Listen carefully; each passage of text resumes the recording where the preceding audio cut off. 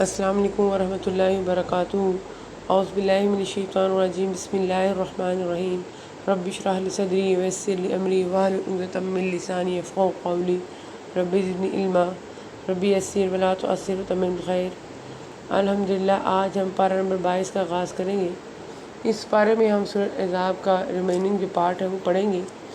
سورۃ نور میں جو ہم نے پہلے پڑھی ہے اس میں اللہ تعالیٰ نے معاشرتی احکامات نازل کیے تھے اور محرم رشتوں کی لسٹ جاری کی گئی تھی۔ سورۃ احزاب جو ہے اس سے قبل نازل ہوئی سورۃ نور سے۔ اس سورت میں ابتدائی طور پر کچھ احکامات نازل کیے گئے جنہیں بعد میں اللہ تعالیٰ نے سورۃ نور میں کمپلیٹ کیا۔ ارشاد ہوتا ہے کہ اے نبی، اپنی بیویوں سے کہہ دو کہ اگر تم زندگانی دنیا اور زینت دنیا چاہتی ہو تو آؤ میں تمہیں کچھ دے دلا دوں اور تمہیں اچھائی کے ساتھ رخصت کر دوں، اور اگر تمہاری مراد اللہ، اس کا رسول اور آخرت کا گھر ہے تو یقین مانو کہ تم میں سے نیک کام کرنے والیوں کے اللہ تعالیٰ نے بہت زبردست اجر رکھ چھوڑے ہیں۔ فتوحات کے نتیجے میں مسلمانوں کی حالت پہلے کی نسبت کچھ بہتر ہو گئی تو انصار و مہاجرین کی عورتوں کو دیکھ کر ازواج مطہرات نے بھی نان نفقہ میں اضافے کا مطالبہ کر دیا۔ نبی صلی اللہ علیہ وسلم چونکہ نہایت سادگی پسند تھے، اس لیے ازواج مطہرات کے اس معاملے پر سخت قبیضہ خاطر ہوئے اور بیویوں سے علیحدگی اختیار کر لی، جو 1 مہینے تک جاری رہی۔ بالآخر اللہ تعالیٰ نے آیت نازل فرما دی۔ اس کے بعد سب سے پہلے آپ نے حضرت عائشہ رضی اللہ عنہا کو یہ آیت سنا کر انہیں اختیار دیا، تاہم انہیں کہا کہ اپنے طور پر فیصلہ کرنے کے بجائے اپنے والدین سے مشورے کے بعد کوئی اقدام کرنا۔ حضرت عائشہ رضی اللہ عنہا نے فرمایا، یہ کیسے ہو سکتا ہے آپ صلی اللہ علیہ وسلم کے بارے میں مشورہ کروں، بلکہ میں اللہ اور رسول اللہ صلی اللہ علیہ وسلم کو پسند کرتی ہوں۔ یہی بات دیگر ازواج مطہرات رضی اللہ عنہن نے بھی کہی۔ کسی نے بھی رسول اللہ صلی اللہ علیہ وسلم کو چھوڑ کر دنیا کے عیش و آرام کو ترجیح نہیں دی۔ پھر آگے ارشاد ہوتا ہے، اے نبی کی بیویوں، تم میں سے جو بھی کھلی بے حیائی کا ارتکاب کرے گی اسے دوگنا عذاب دیا جائے گا، اور اللہ تعالیٰ کے نزدیک کی بہت ہی سہل سی بات ہے۔ اس جگہ پہ لفظ الفاحشۃ، اس کے معنی جو ہے بعض اخلاقی مناسب رویے کے ہیں، کیونکہ نبی صلی اللہ علیہ وسلم کے ساتھ بعض اخلاقی اور نامناسب رویہ آپ صلی اللہ علیہ وسلم کو ایذا پہنچانا ہے جس کا ارتکاب کفر ہے۔ اس کے علاوہ ازواج مطہرات رضی اللہ عنہن بھی خود مقام بلند کی حامل تھیں اور بلند مرتبہ لوگوں کی معمولی غلطیاں بھی بڑی شمار ہوتی ہیں، اس لیے انہیں دوگنے عذاب کی وعید سنائی گئی ہے۔ اگر ارشاد ہوتا ہے، اور تم میں سے جو کوئی اللہ کی اور اس کے رسول کی فرمانبرداری کرے گی اور نیک کام کرے گی ہم اسے اجر بھی دوہرا دیں گے، تو اس کے لیے ہم نے بہترین روزی تیار کر رکھی ہے۔ یعنی جس طرح گناہ کا وبال دگنا ہوگا، نیکیوں کا اجر بھی دوہرا ہوگا۔ پھر آگے اللہ تعالیٰ امہات المومنین کے لیے کچھ انسٹرکشن جاری کرے ہیں کہ اے نبی کی بیویوں، تم عام عورتوں کی طرح نہیں ہو، یعنی تمہاری حیثیت اور اسٹیٹس عام عورتوں کا ایسا نہیں ہے، بلکہ اللہ نے تمہیں رسول اللہ صلی اللہ علیہ وسلم کی زوجیت کا جو شرف عطا فرمایا ہے اس کی وجہ سے تمہیں ایک امتیازی مقام حاصل ہے، اور رسول صلی اللہ علیہ وسلم کی طرح تمہیں بھی امت کے لیے ایک نمونہ بننا ہے، ایک ایگزامپل بننا ہے۔ چنانچہ انہیں ان کے مقام و مرتبے سے آگاہ کر کے انہیں کچھ انسٹرکشنز دی جا رہی ہیں۔ اس کی مخاطب اگرچہ ازواج مطہرات ہیں جنہیں امہات المومنین قرار دیا گیا ہے، لیکن انداز بیان سے صاف واضح ہے کہ مقصد پوری امت مسلمہ کی عورتوں کو سمجھانا اور متنبہ کرنا، اس لیے ہدایات تمام مسلمان عورتوں کے لیے ہیں۔ اگر ارشاد ہو رہا ہے کہ اگر تم پرہیزگاری اختیار کرو تو نرم لہجے سے بات نہ کرو کہ جس کے دل میں روگ ہو وہ کوئی برا خیال کرے۔ اللہ تعالیٰ نے جس طرح عورت کے وجود کے اندر مرد کے لیے ایک جنسی کشش رکھی ہے، جس کی حفاظت کے لیے بھی خصوصی ہدایات دی گئی ہیں تاکہ عورت مرد کے لیے فتنے کا باعث نہ بنے، اسی طرح اللہ تعالیٰ نے عورتوں کی آواز میں بھی فطری طور پر دلکشی، نرمی اور نزاکت رکھی ہے جو مرد کو اپنی طرف کھینچتی ہے۔ اس کے علاوہ اس آواز کے لیے بھی یہ ہدایت دی گئی کہ مردوں سے گفتگو کرتے وقت قصداً ایسا لب و لہجہ اختیار کرو کہ نرمی اور لطافت کی جگہ قطرے سختی اور اوکھا پن ہو، تاکہ کوئی بد باطن لہجے کی نرمی سے تمہاری طرف مائل نہ ہو اور اس کے دل میں برا خیال پیدا نہ ہو۔ اور ہاں، قاعدے کے مطابق کلام کرو، یعنی یہ روکھا پن صرف لہجے کی حد تک ہی ہو، زبان سے ایسا لفظ نہ نکالنا جو معروف قاعدے اخلاق کے منافی ہو،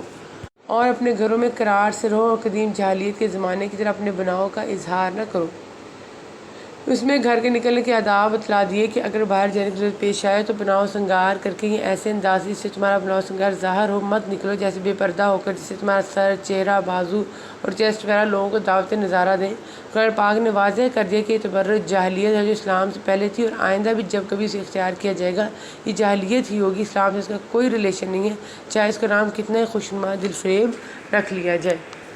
اور نماز ادا کرتی رہو اور زکوٰۃ دیتی رہو اور اللہ اور اس کے رسول کی اطاعت گزاری کرو۔ پچھلی ہدایات برائی سے اجتناب سے متعلق تھیں، یہ ہدایات نیکی اختیار کرنے سے متعلق ہیں۔ اللہ تعالیٰ یہی چاہتا ہے کہ اے نبی کے گھر والے تم سے ہر قسم کی گندگی کو دور کر دے، تمہیں خوب پاک کر دے۔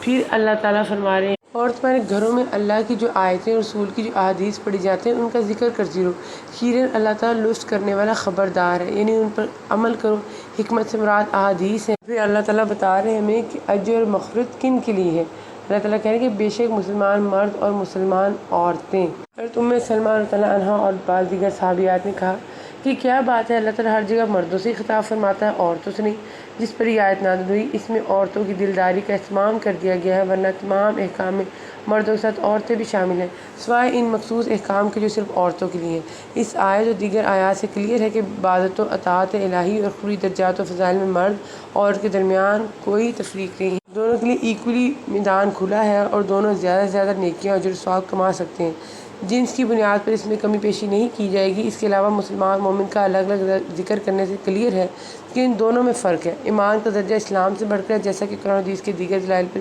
اس پر دلالت کرتے ہیں۔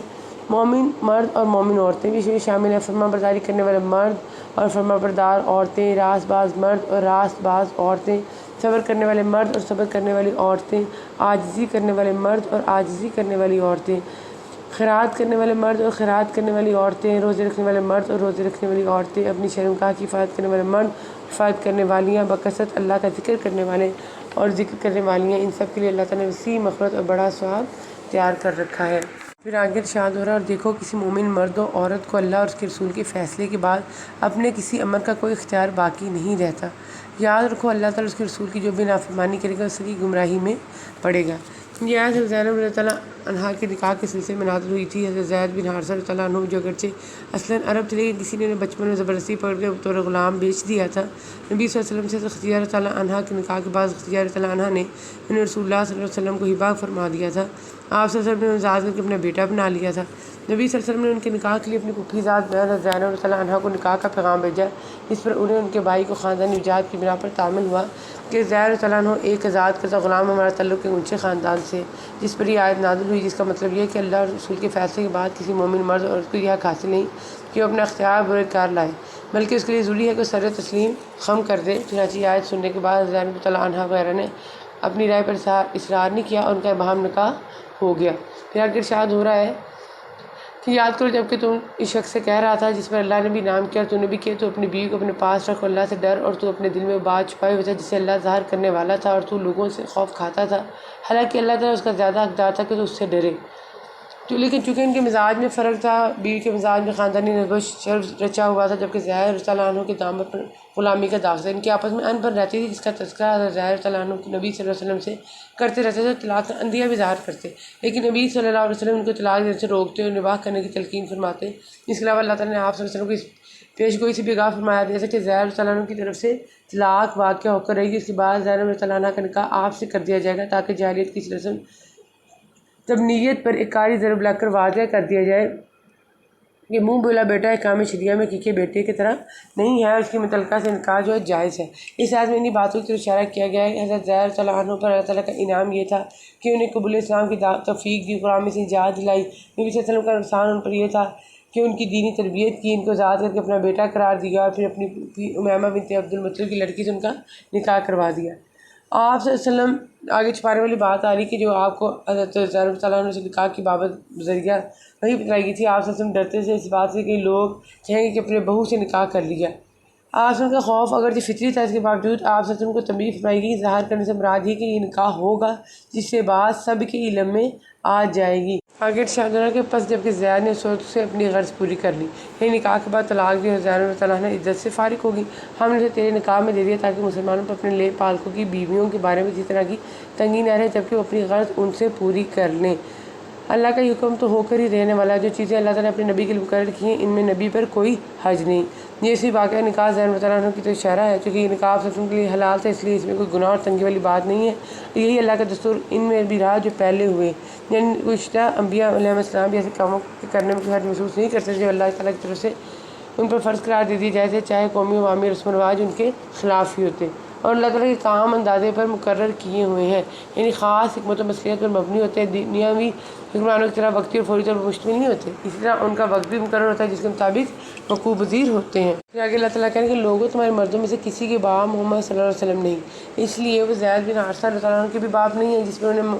مورد تان بنایا جا سکے کہ انہوں نے اپنی بہو سے نکاح کیوں کر لیا، بلکہ ایک زید رضی اللہ عنہ کیا وہ تو کسی بھی مرد کے باپ نہیں، کیونکہ زید رضی اللہ عنہ تو حارثہ کے بیٹے تھے۔ آپ صلی اللہ علیہ وسلم نے تو انہیں منہ بولا بیٹا بنایا ہوتا اور جعلی دستور کے مطابق انہیں زید بن محمد کہا جاتا تھا۔ حقیقتاً وہ آپ صلی اللہ علیہ وسلم کے سلبی بیٹے نہیں تھے، اس لیے ادعوا لآبائہم کے نزول کے بعد انہیں زید بن حارثہ رضی اللہ عنہ ہی کہا جاتا تھا۔ لیکن آپ اللہ تعالیٰ کے رسول صلی اللہ علیہ وسلم اور تمام نبیوں کے ختم کرنے والے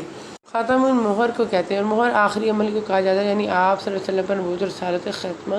کر دیا گیا۔ آپ سب کے بعد بھی جو نبوت کا دعویٰ کرے گا وہ نبی نہیں، کذاب و دجال ہوگا، اور اللہ تعالیٰ ہر چیز بخوبی جاننے والا ہے۔ پھر اللہ تعالیٰ فرماتے ہیں اے نبی کہ ہم نے ہی آپ کو رسول بنا کر گواہیاں دینے والا، خوشخبریاں سنانے والا، آگاہ کرنے والا بھیجا ہے۔ نبی صلی اللہ علیہ وسلم اپنی امت کی گواہی دیں گے کہ ان کی بھی جو آپ سب پر ایمان ہے، ان کی بھی جو نے تکذیب کی۔ آپ صلی اللہ علیہ وسلم قیامت والے دن اہل ایمان کو ان کے عزائے وضو سے پہچان لیں گے جو چمکتے ہوں گے۔ اس طرح آپ صلی اللہ علیہ وسلم دیگر انبیاء علیہ السلام کی گواہی دی کہ انہوں نے بھی اپنی قوموں کو اللہ کا پیغام پہنچا دیا تھا۔ یہ گواہی اللہ کے دیے ہوئے یقینی علم کی بنیاد پر ہوگی، اور اللہ کے حکم سے اس کی طرف بلانے والا روشن چراغ، جس طرح چراغ سے اندھیرے دور ہو جاتے ہیں، اس طرح آپ صلی اللہ علیہ وسلم کے ذریعے سے کفر شرک کی تاریکیاں جو ہیں وہ دور ہو گئیں۔ پھر آگے ارشاد ہو رہا ہے اے نبی ہم نے تیرے لیے تیری وہ بیویاں حلال کر دی جنہیں تو ان کے مہر دے چکا ہے، یعنی بعض احکام شریعہ میں نبی صلی اللہ علیہ وسلم کو امتیاز حاصل تھا جنہیں آپ صلی اللہ علیہ وسلم کی خصوصیات کہا جاتا ہے۔ مثلا اہل علم کی جماعت کے بقول قیام اللیل تھا، جزا آپ صلی اللہ علیہ وسلم پر فرض تھا، صدقہ آپ صلی اللہ علیہ وسلم پر حرام تھا۔ اسی طرح کی بعض خصوصیات کا ذکر قرآن کریم کے اس مقام پر کیا گیا جس کا تعلق نکاح عورتوں کو آپ صلی اللہ علیہ وسلم نے مہر دے دیا، وہ حلال ہیں چاہے تعداد میں وہ کتنی ہو۔ آپ صلی اللہ علیہ وسلم نے حضرت صفیہ رضی اللہ عنہا اور جبیرہ رضی اللہ عنہا کا مہر ان کی ذاتی کو قرار دیا تھا۔ ان کے علاوہ مرصوص نقد سب کو مہر ادا کیا تھا۔ حضرت ام حبیبہ رضی اللہ عنہا کا مہر نجاشی نے اپنی طرف سے دیا تھا۔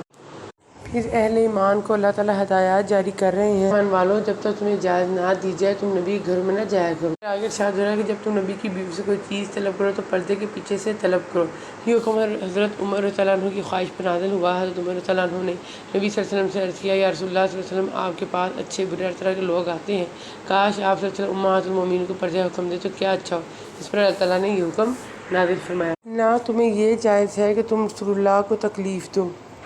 چاہے وہ کسی بھی لحاظ سے آپ کے گھر میں بغیر اجازت داخل ہونا، آپ صلی اللہ علیہ وسلم کی خواہش کے بغیر گھر میں بیٹھے رہنا، بغیر حجاب کے ازواج مطہرات سے گفتگو کرنا، یہ امور بھی ایذا کے باعث ہیں، ان سے بھی بچو۔ اور نہ تمہیں یہ حلال ہے کہ آپ کے بعد کسی وقت بھی آپ کی بیویوں سے نکاح کرو، یاد رکھو اللہ کے نزدیک یہ بہت بڑا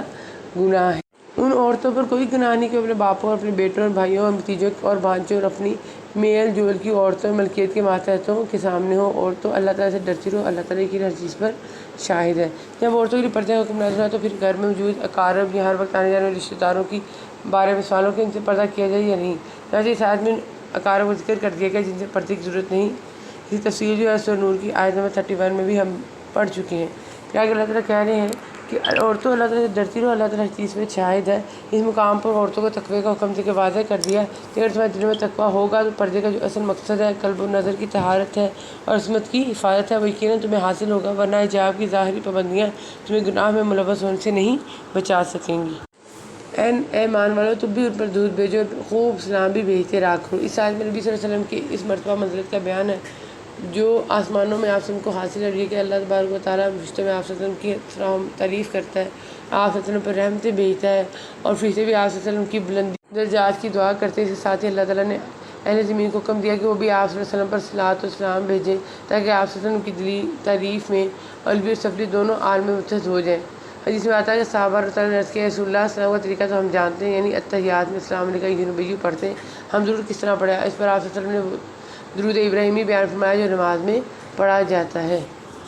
آگے پھر اللہ تعالیٰ حکم جاری کر رہے ہیں کہ اے نبی اپنی بیویوں سے اپنی صاحبزادیوں سے مسلمانوں کی عورتوں سے کہہ دو کہ وہ اپنے اوپر اپنی چادریں لٹکا لیا کریں۔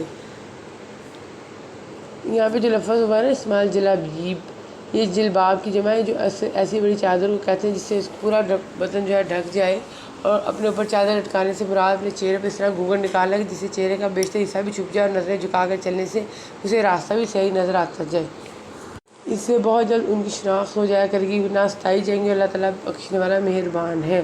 یہ پردے حکمت اور اس کے فائدہ کا پیار کہ اس سے ایک شریف ذاتی اور باحیا عورت اور بے شرم اور بدکار عورت کے درمیان پہچان ہوگی۔ بسم اللہ الرحمن الرحیم۔ آگے سے صبح کا آغاز ہو جاتا ہے۔ یہ مکی صورت ہے، اس میں 54 آیتیں اور 6 رکوع ہیں۔ آغاز ہو رہا ہے کہ تمام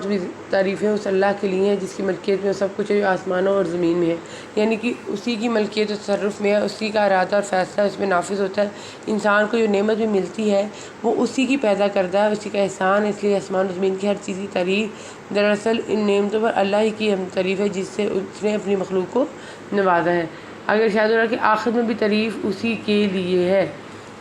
آگے اللہ تعالیٰ کہہ رہے ہیں کہ کفار کہتے ہیں کہ ہم پر قیامت نہیں آئے گی، آپ کہہ دیجیے کہ مجھے میرے رب کی قسم جو عالم غیب ہے وہ یقیناً تم پر آئے گی، اور اللہ تعالیٰ سے ایک ذرے کے برابر کی بھی کوئی چیز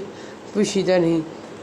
یعنی جب آسمان زمین کا کوئی ذرہ اس سے غائب پوشیدہ نہیں تو پھر تمہارے اجزاء منشرہ کو جو مٹی میں مل جائیں گے جمع کر کے دوبارہ تمہیں زندہ کر دینا کیوں ممکن ہوگا؟ نہ آسمانوں میں نہ زمین میں بلکہ اس سے بھی چھوٹی اور بڑی ہر چیز کھلی کتاب میں موجود ہے، یعنی وہ لوح محفوظ میں موجود اور درج ہے، تاکہ وہ ایمان والوں اور نیکوکاروں کو بھلا بدلہ عطا فرمائے۔ یہ لوگ ہیں جن کے مغفرت اور عزت کی روزی ہے۔ یہ وقوع قیامت کی علت ہے، یعنی قیامت اس لیے برپا ہوگی ہے تو انسانوں کو اللہ تعالیٰ اس لیے دوبارہ زندہ فرمائے گا کہ وہ نیکوں کو ان کی نیکیوں کی جزا عطا فرمائے، کیونکہ جزا کے لیے اس نے یہی دن رکھا ہے۔ اگر یہ یوم جزا نہ ہوتا تو پھر اس کا مطلب یہ ہوگا کہ نیک و بد دونوں برابر ہیں، اور یہ بات عدل انصاف کے قطع منافی بندوں کا بالخصوص نیکوں پر ظلم ہوگا۔ پھر آگے اللہ تعالیٰ اپنے دو اسپیشل بندوں کو اللہ تعالیٰ جو معجزات عطا کیے ان کے بارے میں اللہ تعالیٰ کہہ رہے ہیں کہ ہم نے داؤد پر اپنا فضل کیا، یعنی نبوت کے ساتھ بادشاہت اور کئی امتیازی خوبیوں سے نوازا۔ ان میں آگے شاید اے پہاڑوں اس کے ساتھ رغبت سے تسبیح کرو، اور پرندوں کو بھی یہی حکم ہے، ہم نے اس کے لیے لوہا نرم کر دیا۔ ان میں ایک حسن سعود کی نعمت تھی، جب وہ اللہ کی تسبیح پڑھتے تو پتھر کے ٹھوس پہاڑ بھی تسبیح خوانی میں مصروف ہو جاتے، اڑتے پھرتے پرندے ٹھہر جاتے، زمزمہ خواں ہو جاتے۔ اگر ارشاد ہوتا ہے کہ تو پوری پوری زریں بنا، اور ہم نے لوہا ان کے لیے نرم کر دیا، اس لیے کہ یہ کہا جا رہا ہے تاکہ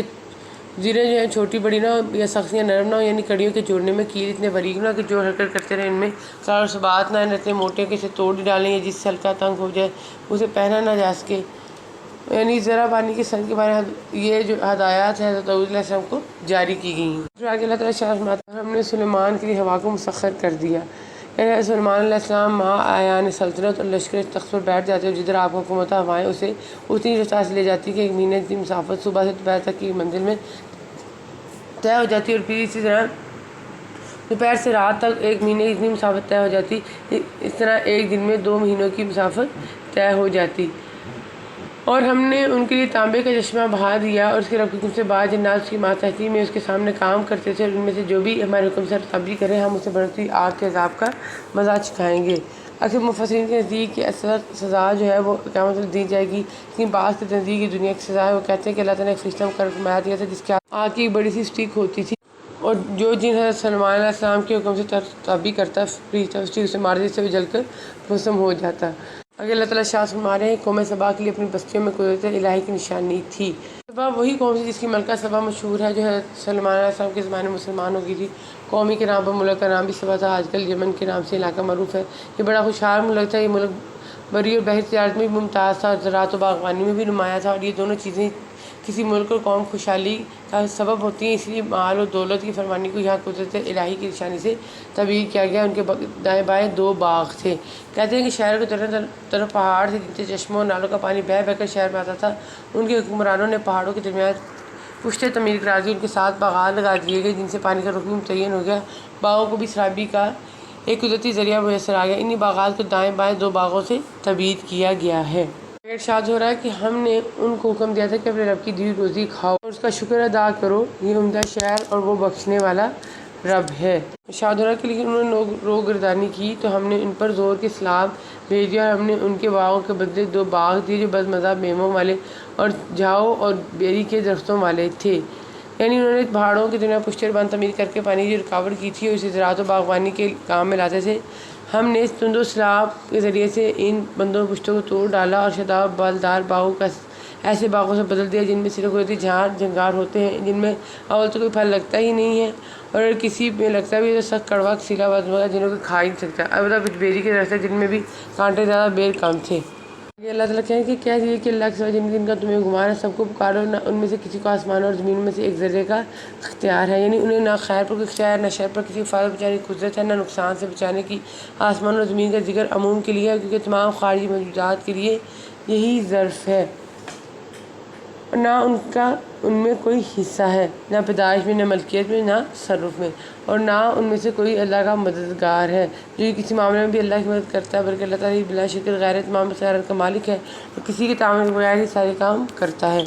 نہ ان میں اللہ کا مددگار ہے، شفاعت بھی اس کے بعد کچھ نفع نہیں دیتی سوائے ان کے جن کے لیے اجازت ہو جائے، یعنی جن کی اجازت ہو جائے۔ اس کا مطلب ہے کہ انبیاء اور ملائکہ پر بھی یعنی یہی سفارش کر سکیں گے، کوئی اور نہیں، اس لیے کہ کسی اور کی سفارش فائدہ مند ہی نہیں ہوگی، نہ انہیں اجازت ہی ہوگی۔ دوسرا مطلب ہے کہ مستحقین شفاعت یعنی انبیاء علیہ السلام اور صالحین صرف انہی کے حق میں سفارش کر سکیں گے جو مستحقین شفاعت ہوں گے، کیونکہ اللہ تعالیٰ کی طرف سے انہی کے حق میں سفارش کرنے کی اجازت ہوگی، کسی اور کے لیے نہیں۔ مطلب یہ ہے کہ انبیاء علیہ السلام، ملائکہ اور صالحین کے علاوہ وہاں کوئی سفارش نہیں کر سکے گا۔ یہ حضرات بھی سفارش اہل ایمان گناہ گاروں کے لیے کر سکیں گے، کافروں، مشرک اور اللہ کے باغیوں کے لیے نہیں۔ قرآن کریم نے دوسرے مقام پر ان دونوں نقطوں کی وضاحت فرما دی، سورہ بقرہ کے آیت نمبر 255 میں اور سورہ انبیاء کے آیت نمبر 28 میں۔ پھر آگے ارشاد ہو رہا ہے کہ اے دیکھنے والے، کاش کہ تو ان ظالموں کو سچ دیکھ جبکہ یہ اپنے رب کے سامنے کھڑے ہوں گے، ایک دوسرے کو الزام دے رہے ہوں گے، یعنی دنیا میں یہ کفر و شرک میں اسے کے ساتھی اور سناتے سے اسے محبت کرنے والے تھے، لیکن آخرت میں ایک دوسرے کے دشمن اور ایک دوسرے کو مورد الزام بنائیں گے۔ کمزور لوگ بڑے لوگوں سے کہیں گے، یعنی دنیا میں لوگ جو سوچے سمجھے بغیر رب شام پر چلنے والے ہوتے ہیں، اپنے لیڈروں سے کہیں گے جو کہ دنیا میں پیروکار بنے ہوئے تھے، اگر تم نہ ہوتے تو ہم تو مومن ہوتے، یعنی تم نے ہی ہم پیغمبروں اور ادائے حق کے پیچھے چلنے سے روکا تھا، اگر تم اس طرح نہ کرتے تو ہم یقیناً ایمان والے ہوتے۔ یہ بڑے لوگ ان کمزوروں کو جواب دیں گے، کیا تمہارے پاس ہدایت چکنے کے بعد ہم نے تمہیں اس سے روکا تھا یا نہیں، بلکہ تم خود ہی مجرم تھے۔ اس کے جواب میں کمزور لوگ ان متکبروں سے کہیں گے، نہیں، بلکہ دن رات کو مکر و فریب سے میں اللہ کے ساتھ کفر کرنے، اس کے شریک کرنے کا تمہارا حکم دینا ہماری بے ایمانی کا باعث ہوا، یعنی ہم تو مجرم تب ہوتے جب ہم اپنی مرضیوں سے پیغمبروں کی تکذیب کرتے، جبکہ واقعی یہ کہ تم رات دن ہمیں گمراہ کرنے پر اور اللہ کے ساتھ کفر کرنے اور اس کے شریک ٹھہرنے پر مادہ کرتے، اس سے بالآخر ہمیں تمہارے پیچھے لگ کر ایمان سے محروم رہے۔ اس عذاب دیکھ کے سب کے سب دل میں پشیمان ہو رہے ہوں گے اور کافر گردوں پہ ہم توق ڈال دیں، یعنی صرف ان کے لیے کرائے اعمال کا بدلہ دیا جائے گا، یعنی دونوں کو ان کے عملوں کی سزا ملے گی، لیڈروں کو ان کے مطابق، ان کے پیچھے چلنے والوں کو ان کے مطابق، جیسے دوسرے مقام پر فرمایا لِكُلِّ ضِعْفٌ وَلَكِنْ لَا تَعْلَمُونَ، یعنی ہر ایک کو دگنا عذاب ہو۔ پھر آگے اللہ تعالیٰ ارشاد فرما رہے ہیں کہ کہہ دیجیے میرا رب اپنے بندوں میں جس کے لیے چاہے روزی کشادہ کرتا ہے اور جس کے لیے چاہے تنگ کر دیتا ہے، یعنی پس وہ کبھی کافر کو بھی خوب مال دیتا ہے، لیکن کس کے لیے؟ اس اجراج کے طور پر کہ مومن کو تنگ سے رکھتا ہے، کس لیے؟ اس کے اجر و ثواب میں اضافے کے لیے ہے۔ تم جو کچھ بھی اللہ کی راہ میں خرچ کرو گے، اللہ تعالیٰ اس کا پورا پورا بدلہ دے گا۔ یہ بدلہ دنیا میں ممکن ہے، آخر میں تو یقینی ہے۔ حدیث قدسی میں آتا اللہ تعالیٰ فرماتا ہے تو خرچ کر، میں تجھ پر خرچ کروں گا، یعنی بدلہ دوں گا۔ دو فرشتے ہر روز اعلان کرتے ہیں، ایک کہتا ہے یا اللہ نہ خرچ کرنے والے کے مال کو ضائع کر دے، دوسرا کہتا ہے اے اللہ خرچ کرنے والے کو بدلہ عطا فرما، اور سب سے بہتر روزی دینے والا وہ ہے،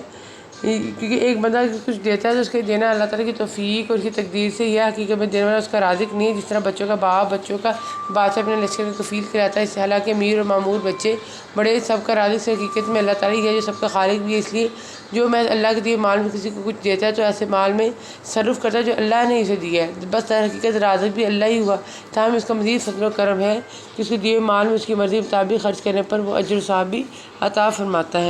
آگے اللہ تعالیٰ ارشاد فرما رہے ہیں ان سے پہلے کے لوگوں نے بھی ہماری باتوں کو جھٹلایا، انہوں نے ہم نے جو دے رکھا تھا یہ تو اس کے 10ویں حصے کو بھی نہیں پہنچے، بس انہوں نے میرے رسولوں کو جھٹلایا، پھر دیکھ کے میرا عذاب کیسا سخت تھا۔ یہ کفار مکہ کو وارننگ دی جا رہی ہے کہ تم نے تکذیب و انکار کا جو راستہ اختیار کیا ہے وہ نہایت خطرناک ہے، تم سے پچھلی امتیں بھی اسی راستے پہ چل کر تباہ و برباد ہو چکی ہیں، حالانکہ یہ امتیں مال و دولت، قوت و طاقت اور عمروں کے لحاظ سے تم سے بڑھ کر تھیں، تم تو ان کے 10ویں حصے کو بھی نہیں پہنچتی، لیکن اس کے باوجود وہ اللہ کے عذاب سے نہیں بچ سکی۔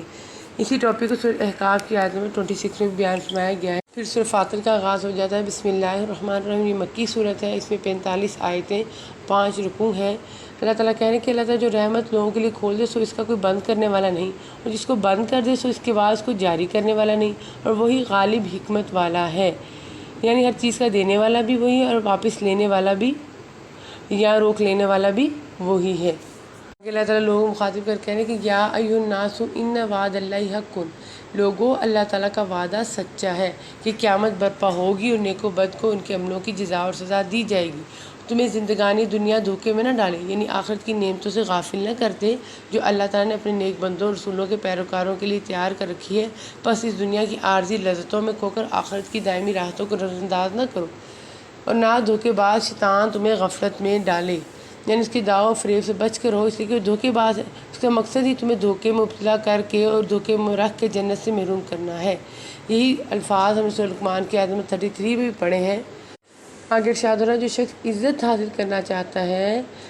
تو اللہ تعالیٰ ہی کی ساری عزت ہے، یعنی جو چاہتا ہے کہ اسے دنیا اور آخرت میں عزت ملے تو وہ اللہ تعالیٰ کی اطاعت کرے، اس سے یہ مقصود حاصل ہو جائے گا، اس لیے کہ دنیا آخرت کا مالک تو اللہ تعالیٰ ہی ہے نا، ساری عزتیں بھی اسی کے پاس ہو۔ جس چیز کو عزت دے، جس انسان کو عزت دے وہی عزیز ہوگا، جس کو وہ ذلیل کر دے اسے دنیا کی کوئی طاقت عزت نہیں دے سکتی۔ تمام تو سترے کلمات اسی کی طرف چڑھتے ہیں اور نیک عمل ان کو بلند کرتا ہے، یعنی عمل صالح کلمات طیبات کو اللہ تعالیٰ کی طرف بلند کرتا ہے، یعنی محض زبان سے اللہ کا ذکر تسبیح تحمید کچھ نہیں جب تک اس کے ساتھ عمل صالح یعنی احکام و فرائض کی ادائیگی بھی نہ ہو۔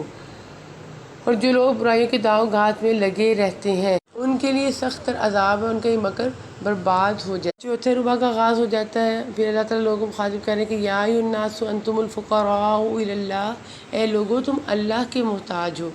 اس میں عوام و خاص حتیٰ کہ انبیاء علیہ السلام و صلحاء سب آ جاتے ہیں۔ اللہ کے در کے سبھی محتاج ہیں لیکن اللہ کسی کا محتاج نہیں ہے، اور اللہ بے نیاز خوبیوں والا ہے، وہ اتنا بے نیاز ہے کہ سب لوگ اگر اس کے نافرمان ہو جائیں تو اس سے اس کی سلطنت میں کوئی کمی، سب اس کے اطاعت گزار بن جائے تو اس سے اس کی قوت میں زیادتی نہیں ہوگی، بلکہ نافرمان سے انسانوں کا اپنا ہی نقصان ہے اور اس کی بات و اطاعت سے انسانوں کا اپنا ہی فائدہ ہے۔ اور پھر آگے اللہ تعالیٰ کہہ رہے ہیں کہ ان کفار نے بڑی زوردار قسم کھائی تھی کہ اگر ان کے پاس کوئی گھبرانے والا آئے تو وہ ہر ایک امت سے زیادہ ہدایت قبول کرنے والے ہوں گے، اور پھر جب ان کے پاس ایک پیغمبر آ پہنچے تو بس ان کی نفرت ہی میں اضافہ ہو۔ آپ صلی اللہ علیہ وسلم کی نبوت پر ایمان لانے کے بجائے انکار مخالفت کا راستہ محض استکبار سرکشی کی وجہ سے اختیار کیا، اور ان کی بری تدبیروں کی وجہ سے، اور بری تدبیروں کا وبال ان تدبیر والوں پر ہی پڑتا ہے، یعنی لوگ مکر و حیلہ کرتے لیکن یہ نہیں جانتے کہ بری تدبیر کا انجام برا ہی ہوتا ہے۔ تو کیا یہ اسی دستور کے منتظر ہیں جو اگلے لوگوں کے ساتھ ہوتا رہا، یعنی کیا یہ اپنے کفر و شرک، رسول صلی اللہ علیہ وسلم کی مخالفت اور مومنوں کو ایذائیں پہنچانے پر مصر رہ کر اس بات کا انتظار کریں کہ انہیں بھی اسی طرح ہلاک کیا جائے جس طرح پچھلی قومیں ہلاکت سے دوچار ہوئیں؟ سو آپ اللہ کے دستور کو کبھی بدلتا ہوا نہ پائیں گے، بلکہ اسی طرح جاری ہے اور جھٹلانے والے کا مقدر ہلاکت ہے، اور آپ اللہ کے دستور کو کبھی منتقل ہوتا ہوا نہ پائیں گے، یعنی کوئی اللہ کے عطا کو دور کرنے والا یا اس کا رخ پھیرنے والا نہیں، یعنی جس قوم کو اللہ عطا سے دوچار کرنا چاہے وہ اس کا رخ کسی اور کی قوم کی طرف پھیر دے، کسی میں طاقت نہیں ہے۔ اور کیا یہ لوگ زمین میں چلے پھرے نہیں جس میں دیکھتے بھالتے جو لوگ ان سے پہلے ہو گزرے ان کا انجام کیا ہوا، حالانکہ قوت میں ان سے بڑے ہوئے تھے۔ اللہ ایسا نہیں ہے کہ کوئی چیز کو ہرا دے، نہ آسمانوں میں اور نہ زمین میں،